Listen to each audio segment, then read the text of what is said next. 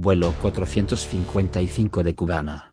El vuelo 455 de Cubana, el cual se dirigía desde la isla de Barbados a la de Jamaica con destino en la capital cubana de La Habana, fue destruido en un atentado terrorista que tuvo lugar el 6 de octubre de 1976.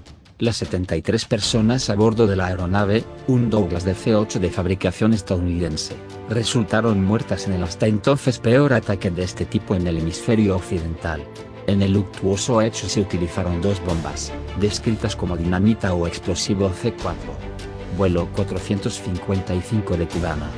La evidencia posterior implicó a varios individuos contrarios a la revolución del exilio cubano que tenían vínculos con la CIA, además de algunos miembros de la Policía Secreta Venezolana de aquel entonces, la denominada Dirección de los Servicios de Inteligencia y Prevención, DISIP. Además, el hecho tuvo rápidamente implicaciones políticas internacionales cuando el gobierno cubano acusó, aunque sin pruebas en concreto, al gobierno de los Estados Unidos de complicidad en el ataque. Documentos de la CIA recién desclasificados en 2005 indican que esa agencia estadounidense tenía inteligencia concreta de avanzada, tan temprano como junio de 1976, sobre planes de grupos terroristas cubanos exiliados de atacar con una bomba un avión de línea de Cubana. Por su parte, el antiguo agente de la CIA Luis Posada Carriles negaría haber estado personalmente involucrado en el atentado, pero no obstante proveería varios detalles del mismo en su libro de 1994 Los Caminos del Guerrero. 4 hombres fueron arrestados en relación con el atentado, y se realizó un juicio al respecto en Venezuela. Freddy Lugo y Hernán Ricardo Lozano fueron sentenciados a 20 años de prisión, pero Orlando Bosch Ávila fue finalmente absuelto debido a defectos técnicos en la consecución de las pruebas o evidencia por parte de la Fiscalía y luego vivió en la ciudad de Miami, donde murió el día 27 de abril de 2011. Por su parte, Luis Posada Carriles estuvo detenido durante 8 años mientras aguardaba una sentencia definitiva, pero eventualmente logró huir. Con posterioridad ingresó a los Estados Unidos, donde estuvo detenido por haber ingresado ilegalmente a su territorio, siendo liberado el 19 de abril de 2007. Vivió protegido en ese país hasta su muerte en 2018. El 6 de octubre de 1976, el vuelo Q-455 de Cubana de Aviación partió desde Guyana hacia la capital cubana de La Habana, vía las islas de Trinidad, Barbados y Jamaica. Sin embargo, el avión no logró llegar ni siquiera a Kingston, ya que a las 17:24, solo 9 minutos después de haber despegado desde el aeropuerto de Seawell y a unos 18.000 pies de altura, explotó una bomba que estaba escondida en el baño trasero. El capitán de ese vuelo, el piloto Wilfredo Pérez, emitió por radio el siguiente mensaje a la torre de control: tenemos una explosión a bordo, estamos descendiendo inmediatamente. Tenemos fuego a bordo. Solicitamos aterrizar de inmediato. Tenemos una emergencia total. La aeronave inició un descenso rápido, mientras ambos pilotos trataban infructuosamente de llevar la aeronave de regreso al aeropuerto de Seawell. Una segunda bomba explotó en el lapso de los siguientes minutos, contribuyendo definitivamente a que el avión se estrellase.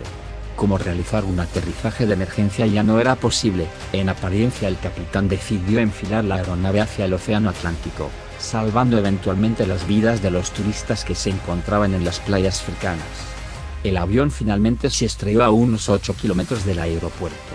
Las 73 personas a bordo murieron, 48 pasajeros y 25 miembros de la tripulación. Según su desglose por nacionalidades, se trató de 57 cubanos, 11 guyanenses y 5 norcoreanos. Entre los fallecidos se encontraban los 24 miembros del equipo nacional juvenil de esgrima cubano, quienes regresaban a Cuba luego de haber ganado todas las medallas de oro en el Campeonato Centroamericano y del Caribe. Varios de ellos no llegaban ni siquiera a los 20 años de edad. Algunos funcionarios cubanos también se encontraban en el avión. Manuel Permuy Hernández, entonces director del Partido Comunista del Instituto Nacional de Deportes, INDER; Jorge de la Nuez Suárez, secretario del PCC para la Flota Pesquera de Camarones; Alfonso González, comisionado nacional de Deportes con Armas de Fuego; y Domingo Chacón Coello, agente del Ministerio del Interior. Por su parte, los 11 pasajeros de Guyana incluían a estudiantes de medicina de solo 18 y 19 años de edad, además de la joven esposa de un diplomático de ese país sudamericano. Por su parte, los 5 norcoreanos eran funcionarios del gobierno de Kim Il-sung, además de un camarógrafo. Arrestos. Horas después de las dos explosiones, las autoridades de Trinidad y Tobago arrestaron a Freddy Lugo y a Hernán Ricardo Lozano, ex agentes venezolanos de la Dirección de los Servicios de Inteligencia y Prevención, DSIP, que habían abordado el avión en Trinidad y que en teoría viajaban a Cuba como destino final, pero que finalmente desembarcaron en la escala intermedia de Barbados, antes de volver a su isla de partida. Evidentemente, se trataba de un movimiento que ya de entrada resultaba ser muy sospechoso. Luego se descubriría que Ricardo había estado previamente viajando bajo una identidad falsa, bajo el nombre de José Vázquez García. Lugo y Ricardo finalmente confesaron, declarando haber actuado bajo órdenes de Luis Posada Carriles. Sus testimonios, además de otras pruebas o evidencias adicionales, implicaron a Posada Carriles junto al cubano Orlando Bosch Chavila. El presidente Carlos Andrés Pérez ordena al agente cubano-venezolano Orlando García como jefe de la DSIP, la investigación del atentado terrorista. El 14 de octubre de 1976, tanto Posada Carriles como Bosch fueron arrestados en Caracas y las oficinas de investigaciones comerciales e industriales FEA, y FICA, una agencia privada de investigaciones de la que Posada era dueño, fueron allanadas. Allí se encontraron armas, explosivos y un transmisor de radio. Ricardo era un empleado del IFICA cuando se produjo el ataque, mientras que Lugo trabajaba como fotógrafo para el Ministerio de Minas y Hidrocarburos. El siguiente 20 de octubre, funcionarios oficiales de Barbados, Cuba, Guyana, Trinidad y Tobago y Venezuela mantuvieron una reunión en Puerto España, durante la cual tomaron la decisión de que se realizase un juicio en Venezuela debido a que ese era el lugar de procedencia de los 4 acusados. Poco tiempo después, Lugo y Ricardo fueron deportados a ese país. Juicio militar.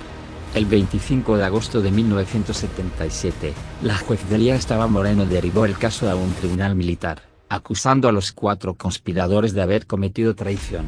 3 años después, en septiembre de 1980, un juez militar venezolano absolvió a los 4 hombres. El fiscal apeló, argumentando que una corte militar era el foro judicial equivocado para juzgar el caso por 2 razones. Ninguno de los hombres acusados tenía grado militar alguno en 1976, y el delito de homicidio calificado no puede ser juzgado por un tribunal militar, sino por uno penal común. Por lo tanto, la Corte Militar de Apelación acordó declararse incompetente y renunciar a su jurisdicción respecto del eventual procesamiento de los sospechosos por parte de la misma.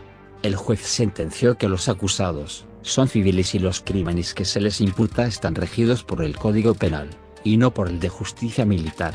Los delitos comunes no están sujetos a las disposiciones del Código de Justicia Militar. Juicio civil. Los 4 fueron entonces acusados, ante la Corte Penal en el grado 11 de Venezuela, de los cargos de homicidio agravado. El 8 de agosto de 1985, el juez Alberto Pérez Marcano sentenció a Lugo y a Ricardo a cumplir 20 años de prisión cada uno. No obstante, el juez se abstuvo de aplicar una pena mayor debido a la circunstancia de no tener un prontuario criminal previo. Con respecto a Orlando Bosch Chavila Ávila, este fue finalmente absuelto porque las pruebas recolectadas por las autoridades de la pequeña isla de Barbados durante el transcurso de la investigación no pudieron ser utilizadas en el juicio que se había previamente iniciado en Venezuela, ya que fueron presentadas demasiado tarde y aún no habían sido traducidas del inglés al español. Por otro lado, Posada Carriles huyó de la penitenciaría de San Juan de los Morros en víspera de que el tribunal pronunciase su sentencia.